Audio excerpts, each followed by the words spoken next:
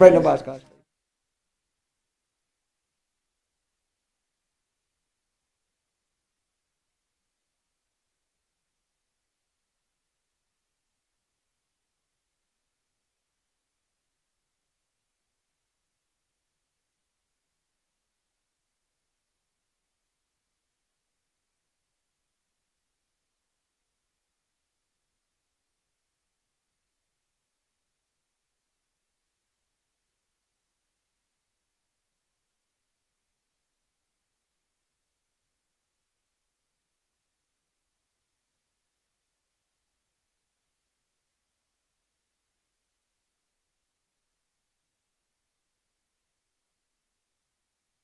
That's down here.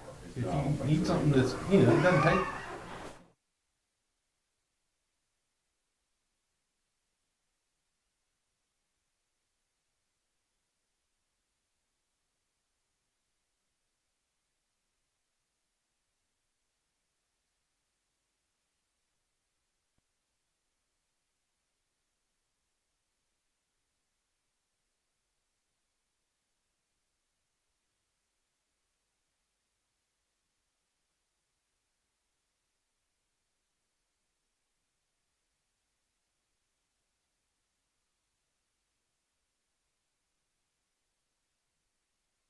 I pick him up and carry him in there. We're on.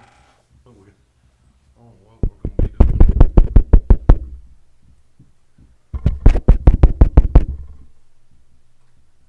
I told him about that dog years ago. Because he used to grab on my leg and hang right on there. Yeah. Same dog. It's a miter. What kind of dog is it? What? It's a dog.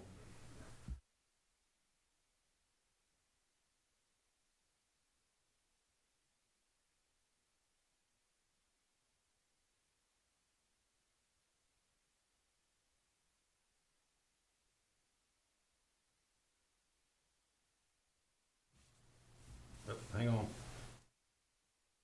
There you go. You can still paint while we're talking. Okay. I'm sitting in your seat, so I'll point the mic down so people can hear you. All right. Well, everybody's here except Matthew. We got a quorum, so. Okay. And this is something new. I don't really know how to handle this. I can call to order an emergency management meeting for the town of Shingatig.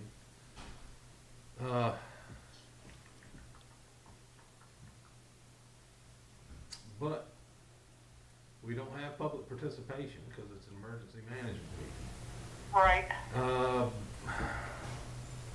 Brian, any So, since it revolves around COVID, notate that it's an emergency meeting related to COVID, Right. based on the directives that were passed by council back in July.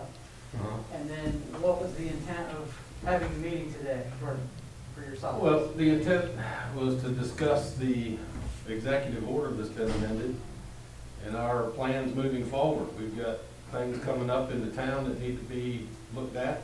So we need to discuss them.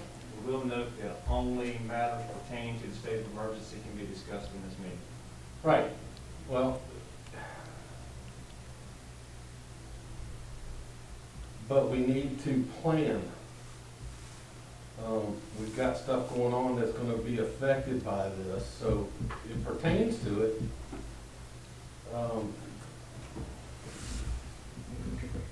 Yeah, that's- it pertains. It pertains to the emergency declaration that was set back in March, so. That's legal. All right, but we have a meeting, but then we go into closed session to discuss it, or how does that work? Because previous to this, all of our emergency management meetings have been, the 4 of us, or 5 of us. where this one's open to the public.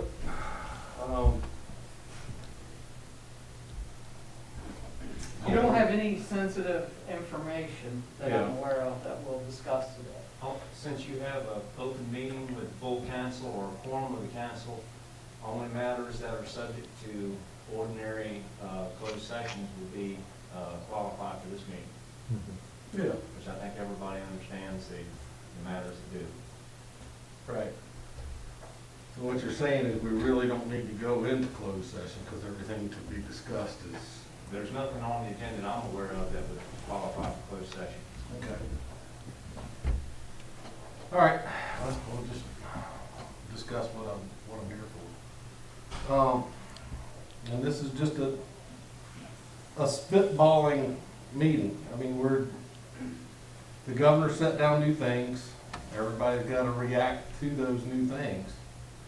And just as in previous EOC meetings, it's how we are going to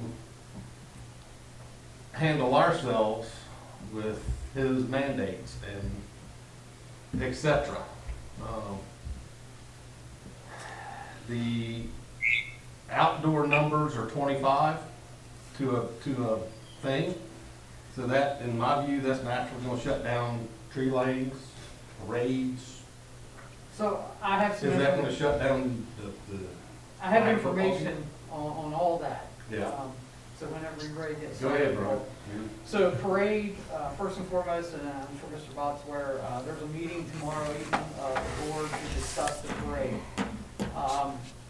25 gathering outdoors is what the gathering is, just like on the beach, only 25 gathering on the beach. So, not my idea, something I've seen, read, don't even know where it came from, but I've discussed with Ms. Shotwell of doing the parade, have the entries, space the entry blocks out. So one's here, two's down here. No more than 25 in an entry block. So if you had a band or something like that, no more, can you hear him? Is that what you? Go ahead, Denise. Were you saying something? No, I was just listening. No, go ahead. So no more than 25 at each entry block. The public then rides in their vehicle, whatever route that the chamber then determines is feasible, if they even determine this is feasible. The public rides. No outside, no exchange of candy, no exchange whatsoever. But the public rides, and they can see the fire engines if a band so chooses. I have an idea it'll be pretty limited. I imagine you're gonna have folks that are gonna say, look, we're not even gonna get involved now with everything that's going on. But if you wanted to have it, that was my recommendation, to do a drive-through. Nobody out of their vehicles, no exchange, just, hey, we'll ride through, we'll do a parade. I think based on what the order is, as long as we have those groups of 25 or less, preferably, spaced out, no intermingling between, parade group 7 and parade group 8, they have to stay in their designated sections. I think that could work. Now, I don't know what participation will be, simply because, it's uncharted territory. But that's, of course, up to the chamber, whether they feel that they could go through with that, if they want to take, certainly anything we do now, there's a risk behind it. But that was, again, an idea that was posed for them. Tree lighting. So today I've been on the phone, last couple hours discussing that. The downtown merchants, I talked with Miss Ruth Ann Mason, who's heading up the tree lighting this year with, pardon me, but I can't think of her last name, but Jeannie, her and Jeannie have worked on this. They have decided, we talked about a virtual type tree lighting, but it has been decided today that they're not even gonna do that. They would like the town to go ahead and light the tree now, as soon as it's ready to be lit, so that people can enjoy it. If they're here in town, and just let it be enjoyed the rest of the month and then through December. So that was their recommendation on tree lighting. As far as the holiday market goes, that was some discussions yesterday with Mr. Hub, Saturday as well, trying to make that work. As you know, we spent quite a bit of time going over the different rules and regulations and so forth to make a holiday market successful. but to be safe. So based on the governor's new guidelines that he's put out here, or executive order, that can still move forward, because it's no different than the original thought of the farmer's market concept that goes into that. They can still move forward. The plan that we had developed was a very robust plan as far as the social distancing, the having hand sanitizer different places, areas that were pinch points that were going to have people stationed so that, you know, only one group, whether they be family members or husband or whatever, could go to that, through that pinch point, buy the wares, whatever, and then leave. All foods and things like that, there would be another table in front, so my table's here, another table yet in front, all the foods behind, so that the vendor would then get the food, there would be no interaction, and you would have that extra space out in front. So based on the governor's new order, or the amended order, that could still go forward. They are going to do some discussion, but it sounds like they want to try cautiously to move forward with that based on what we've come up with. And I think they could do so very safely. As you read through the order and then go back to phase 3 and read what's allowed under the different business sections and so forth, there's a lot of misnomers out here about, you know, we're shutting down the state. Nothing's shut down. We're just kind of doing business a little differently now. You know, the group gathering of 25 is probably the biggest, but as before, it doesn't impact the religious ceremonies and so forth unless it's a wedding. You can have a wedding, that's considered a religious ceremony when, you know, it's preached at. Funeral, same thing, but the wedding reception or the wake after the funeral can no longer have any more folks than 25. So some minor changes, palatable changes that I think we can adjust to. Restaurants, no real changes with the restaurants other than they cannot serve alcohol after 10 p.m. at night. So no more alcohol in the bars or restaurants after 10 p.m. Again, probably a little step back for some of them, especially our restaurants with bars in them. But overall, no huge change. They still have to meet the distancing guidelines that were set out initially for the bars and restaurants. So nothing that they have to adapt to and change there. Masks, no change other than younger children now. So anybody 5 years and older must have a mask on. The only big change out of the whole thing, if you've read the whole order, is they've put a little more teeth in the game now, and that enforcement goes through the Department of Health like they had done initially on some things. Now they've expanded the Department of Health's reach to actually enforce it. Good. Sorry. So, you know, again, there are some changes out here. There are some increasing, you know, COVID numbers. I sent you a report just a little while ago.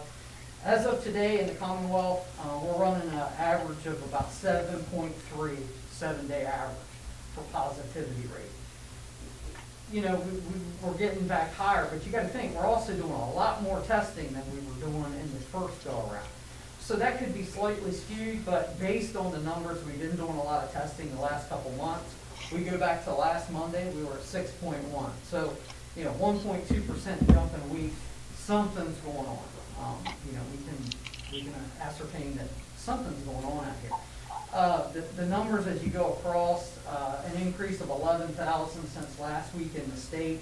That's just slightly higher than what last week's was at 10,000 increase. So the state total now is 204,637 positives. The hospitalization rate is actually a little lower this week, barely, but we're only at 436 hospitalizations in the state compared to 442 last week. So, hey, every little bit of positivity is good. Death rate, unfortunately, is up this week to 93. We were only up 55 last week. County, Accomack's up 17 in the last week. Northampton's up 5. One more hospitalization in Accomack, none in Northampton, and then we had, unfortunately, 2 more deaths in Accomack this week. So that's pretty significant looking out over the course of time. Northampton, none. Here on Chickasha, from last Monday, we were at 36. We're at 38 now. So that's 2 more positive cases in the last week. and there were 32 more folks tested in the last week, so that's 809 total tests that have been administered for the citizens locally here. Still, you know, like I told you all along, you know, we're going to see this kind of happen. This is still, in my opinion, this is still a steady state, but it's a warning state. You know, something could get worse, and again, you know, the planning for that obviously is what we're talking about today. The parade, I think that keeps a social distance. If we try something like that, if we keep people in their cars, limit the group sizes. You know, the group sizes certainly cannot be any more than 25. Do they make it 10? You know, how can you have a band with 10? Will bands participate? Because I think I heard you say, Mr. McComb, Worcester County is shut down now, so probably a lot of the after-school activities are ceasing. I would probably, if you ask me to give you a guess, most schools probably within the next, up to Thanksgiving, will probably go into some sort of a virtual only. And then they may extend Thanksgiving break, you know, into December, just based on what's happening. If you look at what's happening nationally, you know, let's be real, that's probably what'll happen down the road. So again, I think that'll limit your participants there. You know, some of your fire companies and so forth, they could certainly bring engines and tankers and you know, they're dedicated to that piece. They stay in that piece. I know we have a lot of equestrian stuff with our parade. Certainly, you know, you could come with your horse, cart, whatever. You know, I think we could do it. It's just going to require a lot of self-responsibility. Stay away from one another, and then folks that are actually here to be a spectator, they've got to stay in their car, and they've got to, you know, move. You know, Chief, you know, correct me if I'm wrong here, but, you know, family wanted to ride in the back of the pickup truck slowly through the parade. I don't know what laws that violates, but certainly keeping everybody together in one group as a family, and then not having anybody conjugate. I don't see why we couldn't safely make that happen, or the chamber safely make that happen. And certainly that's going to be their decision. Again, same thing with the Artful Fleet, or well, it's actually called the holiday market this time of year. So the holiday market, really no different than going to the grocery store. It's an outdoor event, so that's even a plus in my opinion. But I think with their plan, it's a very robust plan. I think it'll probably be tighter than going into the grocery store or Dollar General. Not to take anything away from those folks, but when you see that play out on that Saturday, I think you'll be like, wow, you know. So I think that's okay, my opinion.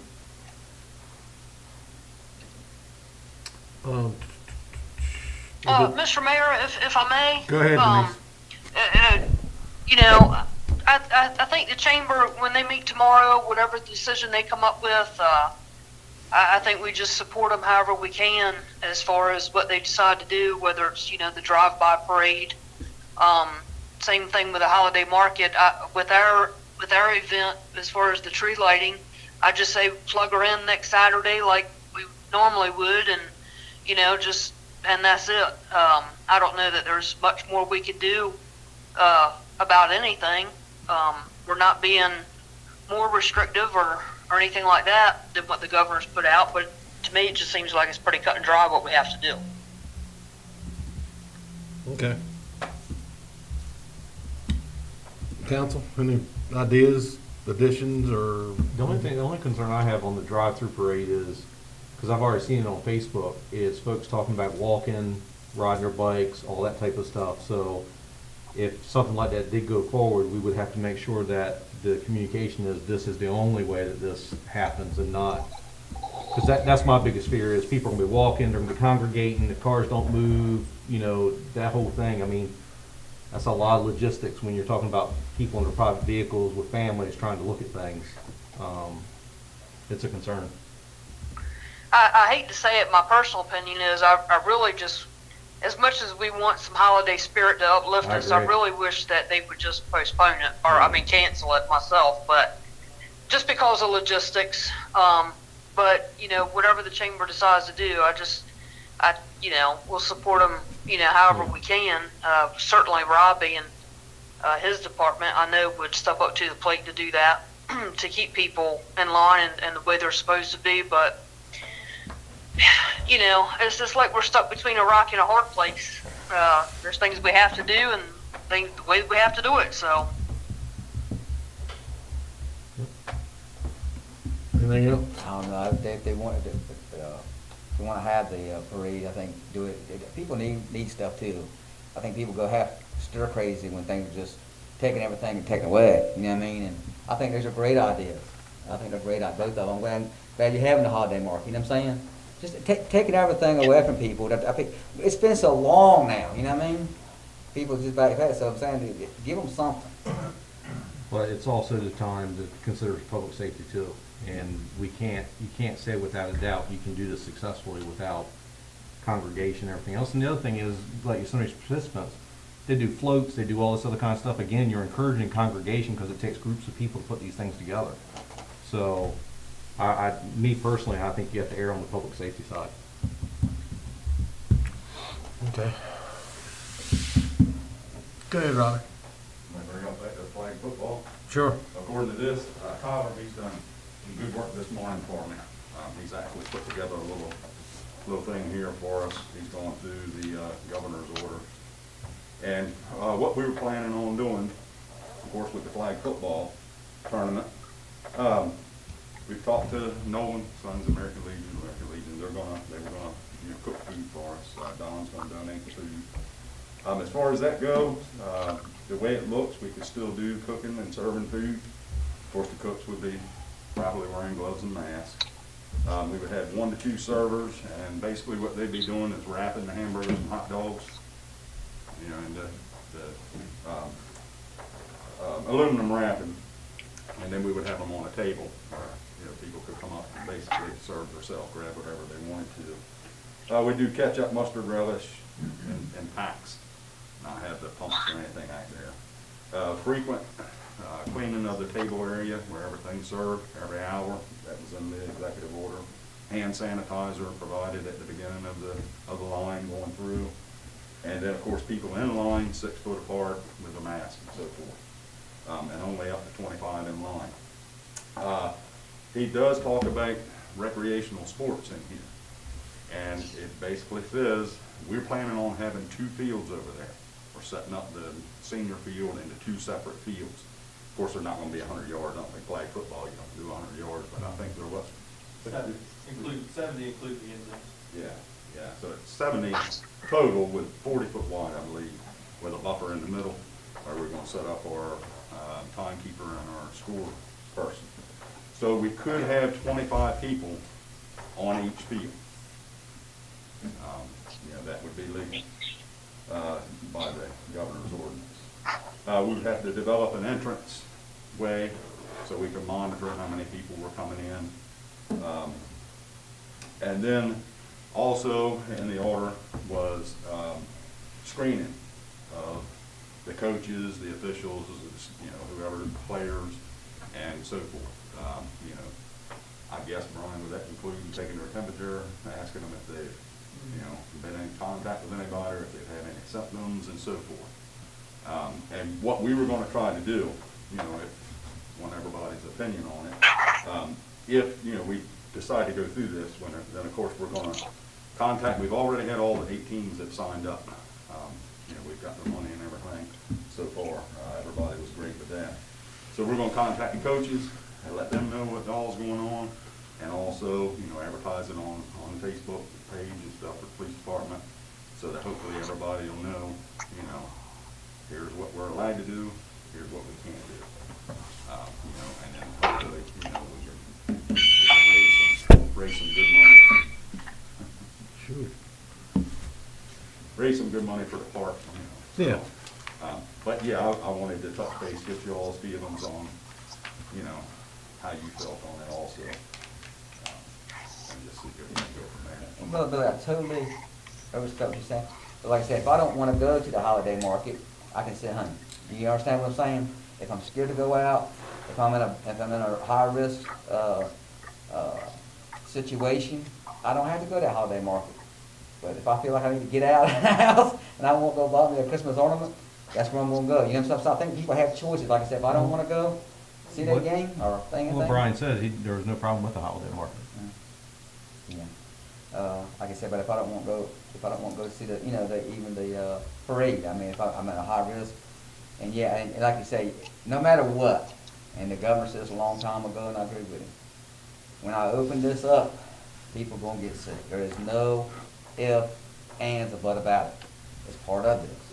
You know, when unless we all just stay home in our own little bubble world, and we don't go anywhere, if we go out anywhere, somebody's gonna get sick. There's no way around it. There's no way to stop it, but we're in a pandemic.